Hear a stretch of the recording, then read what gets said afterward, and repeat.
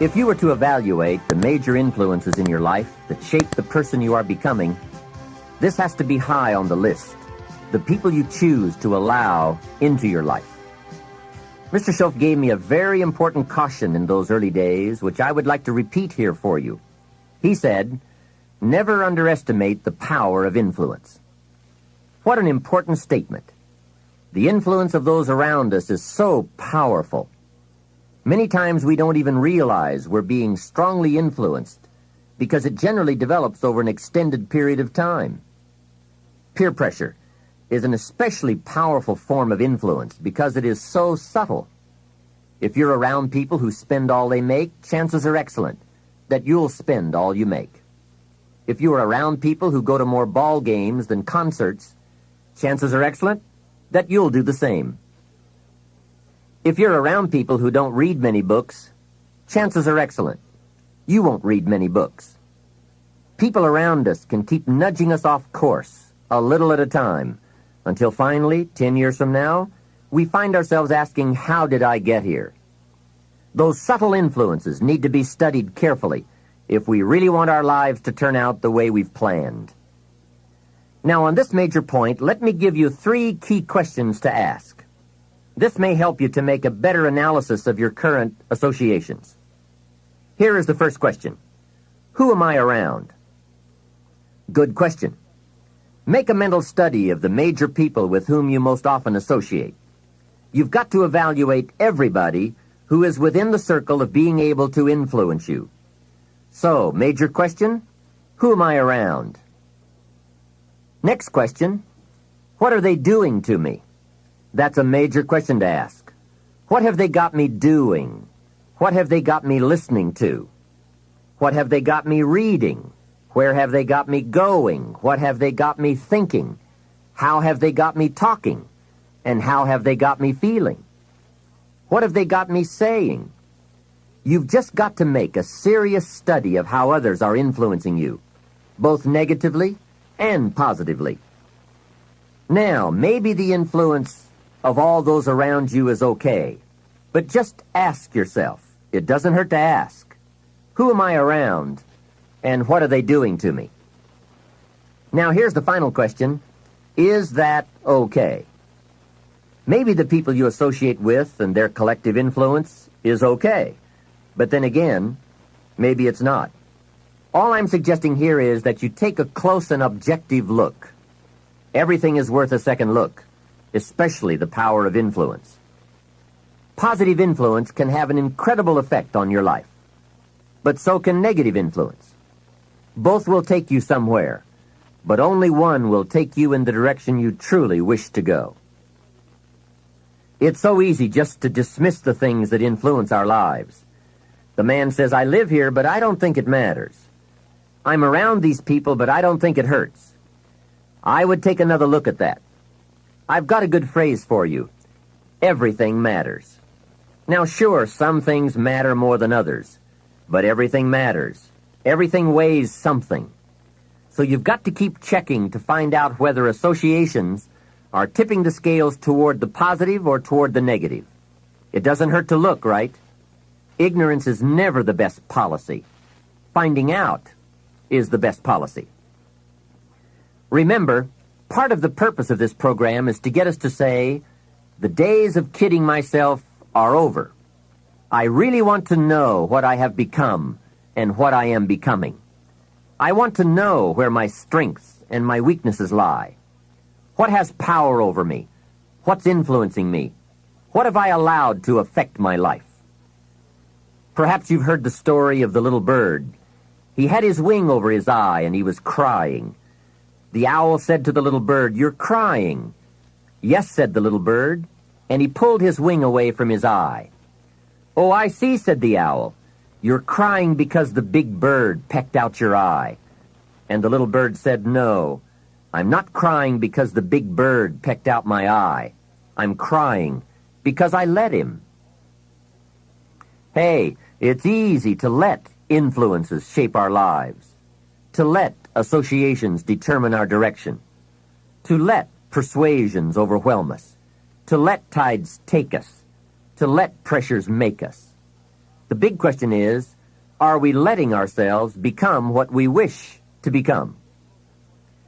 In this most important subject of association, here are some actions you may want to take. First, disassociation. You may, after a study of those 3 questions, who am I around, what are they doing to me, and is that okay, you may come to the serious conclusion that there are some people you just have to break away from. I'm not saying that it's an easy step to take, and it's not to be taken lightly. However, I am saying it may be an essential task. You may just have to make that hard choice not to let certain negative influences affect you anymore.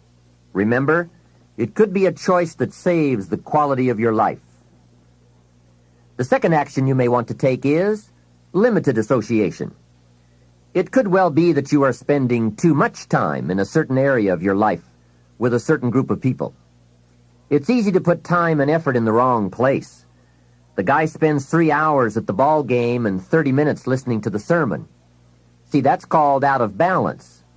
30 minutes for spirituality, 3 hours for entertainment. That doesn't weigh well 5 years from now, 10 years from now, when you take a look at the sum total of your values in your life.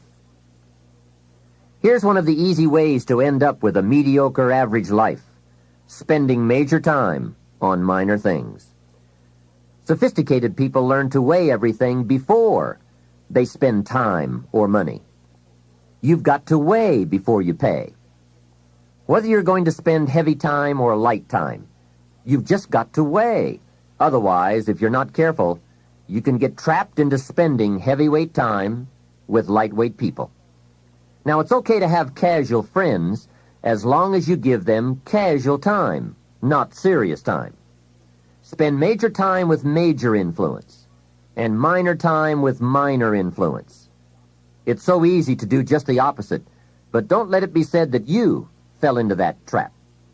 So maybe all you need to do to change some of the influences in your life is not to eliminate them, but merely limit them.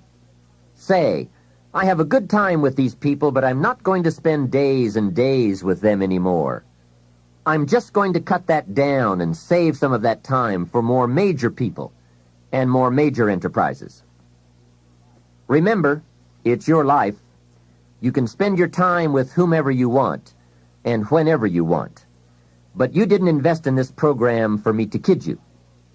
Take a look at your priorities and your values. We have so little time at our disposal.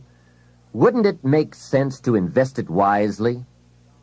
If you have only $100 in your pocket, it's okay to spend $20 for fun and put $80 toward your important values and commitments. But would you be happy reversing those percentages? Better to put the majority of your money where you know it will get you a positive return, rather than put it where the taste is brief and the results are poor. Of course, you must be the judge. You must determine whether the situation and the people call for disassociation or limited association. But remember, if it isn't taking you where you want to be 5 years from now, 10 years from now, now is the time to fix it. The third process is the one I most strongly suggest you begin, and that is called expanded association. That is, spending more time with the right people. People of substance and culture, people who understand philosophy and discipline, people of accomplishment and character.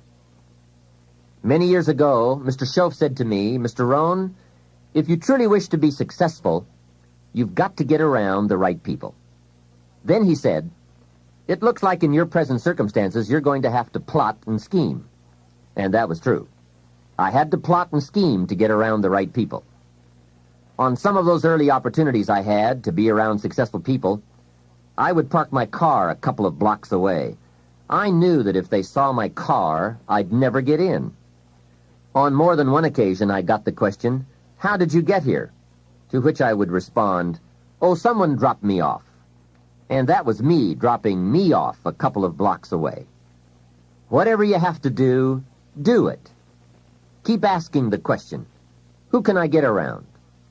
Who could I spend some time with who would have a positive influence on my life? I played every trick in the book I could think of to get around the right people, but it was worth it. Now here's the surprise. It is possible for a modest investment to get around major people. If you had a chance to sit down for an hour or two with a wealthy person, and all that you had to do was to pick up the lunch tab, wouldn't that be a bargain? That person might drop an idea on you that could change your life. For a lunch tab. And that's where we need to go to get our success plan from successful people. Don't pick up your plan, especially your financial plan, from unsuccessful people. Here is something else exciting. It's possible for people of modest means to start a wealth plan. You don't have to be wealthy to have a wealth plan. You don't even have to be healthy to start a health plan. All you have to be is smart. Smart enough to say, hey, I've got the wrong plan, and I'm going to get around someone who has a better plan and make it my plan. So, find some successful people to help you fill out your success plan. Find somebody healthy to get your better health plan going. Find somebody living a unique lifestyle to develop your lifestyle plan. This is called association on purpose, getting around the right people by expanding your circle of influence. I have a really unique friend. I'm always trying to find more ways to spend more time with him. He's the big game hunter, millionaire, businessman, traveler, and in my opinion, one of the world's great philosophers. He has two special gifts among many that make it worth all the time I can possibly spend with him. And those gifts are, 1, the ability to absorb, the ability to soak up a day and all of its events. His memory is uncanny. I swear he remembers in detail almost every day of his life and every book he's read.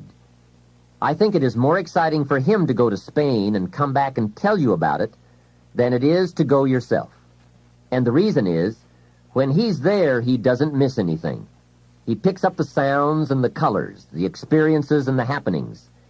He absorbs like a sponge the sights, the people, the whole scene. Then he has this second unique gift, the gift of expression. He can put all he saw and touched and felt into words, exciting words. When he talks, you can feel the water lapping on your feet. You can see the colors. You can smell the aroma of the flowers and the food. What great gifts to absorb and to express. If I spend a day with him, I get my time's worth. He can put a year into a day's conversation. It leaves you spellbound. He can read a book and with flawless detail give you a capsule version, and more often than not, make it more exciting than if you read the book yourself. From Shakespeare to the Beatles, from Africa to Beverly Hills, he's got it, recorded it, and can express it with spirit and precision. You can imagine what a valuable association this is for me. From this association, I've multiplied my knowledge, my perception, my skill, my enterprise, and my lifestyle many times over.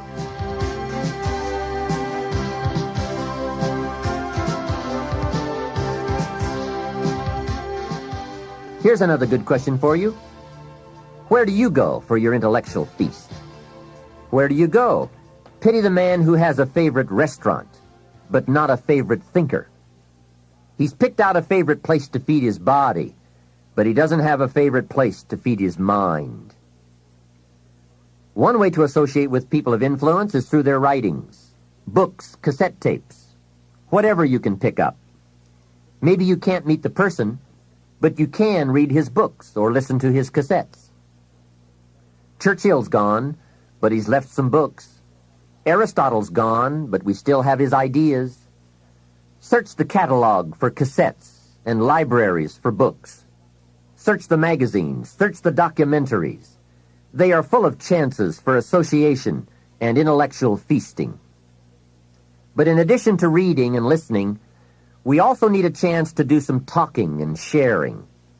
I have some people in my life with whom I spend time on a regular basis, who help me with important life questions, who help me refine my own philosophy, weigh values, and ponder questions about success and lifestyle. We all need associations with people of substance to provide influence concerning major issues: society, money, enterprise, family, government, love, friendship, culture, taste, opportunity, community. Behavior is mostly influenced by ideas, and ideas are mostly influenced by education, and education is mostly influenced by the people with whom we associate. So don't join an easy crowd. Make sure you get around people who can ask the right questions about the latest ideas you've discovered, about your philosophy, your enterprise, your goals, your lifestyle. Go where the demands are high, where the expectations are high, where the spotlight is on to grow, to produce, and to become more than you currently are. One of the great good fortunes of my life was being around Mr. Shoaff those 5 years. During that time, he shared with me, at dinner, on an airplane, at a business conference, in private conversation, with a group, all those ideas that caused me to make the helpful and necessary adjustments in my thoughts and activities. And those daily changes, some so very slight, so very important, added up to such weighty sums in 1 year, 3 years, and 5 years. A big part of the value of this association was having Mr. Shoaff repeat the ideas over and over. You just can't hear basics, fundamentals, major pieces of the philosophy of life too often. Another part was Mr. Shoaff's unique ability to check and measure my progress. That is so important. Measurable progress, and having someone to monitor that progress. I will never forget my first list of goals that I put together after Mr. Shoaff's breakfast lecture on setting goals. My list contained only 4 or 5 items. When I showed it to him, he said, "Is this your list?" I said, "Yes." Then he started asking those very wise questions that all people of success and substance are inclined to ask. He asked, "How about your health goals?" I didn't have any of those on my list. He asked, "How about your investment goals?" Those were lacking. "How about your travel goals, your family goals? How about your goals for gifts and sharing? Who would you like to meet? What would you like to become? What skills would you like to develop? Did you ever want to write a book, a poem?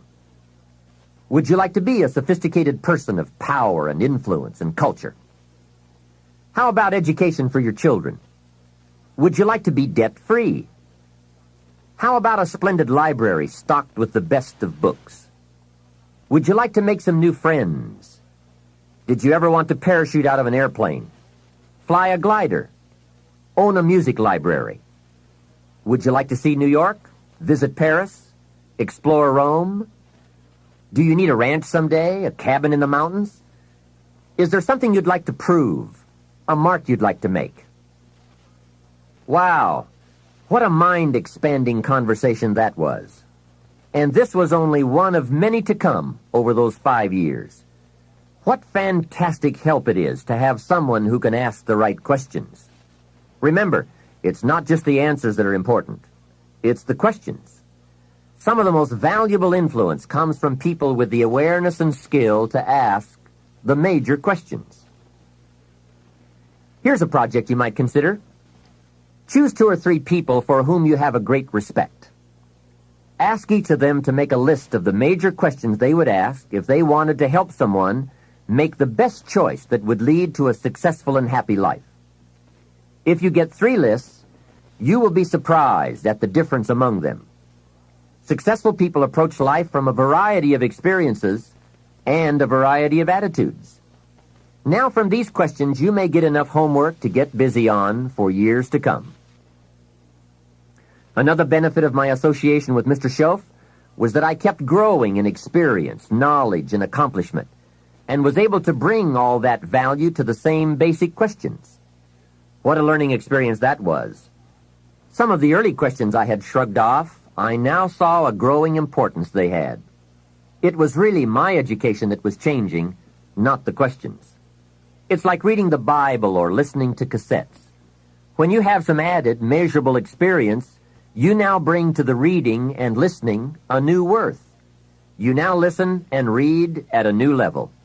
And the substance gleaned, the wisdom gathered from that new level can well be where your fortune and the best of your lifestyle can be developed. One more thought, and that is, strive to become the kind of person that people of quality and substance would want to be associated with. Become a person of skillful language, positive attitude, well-read and well-disciplined, a person of culture and intelligence. You will be uniquely rewarded by this reputation, drawing exciting people to you. Remember, to attract valuable people, you must be attractive. Association is truly one of the 7 fundamentals to your future wealth and happiness. It has such a major effect on how your life works out. Constantly be aware of the power of influence. Continually weigh your time and your associations and put them to better work for you.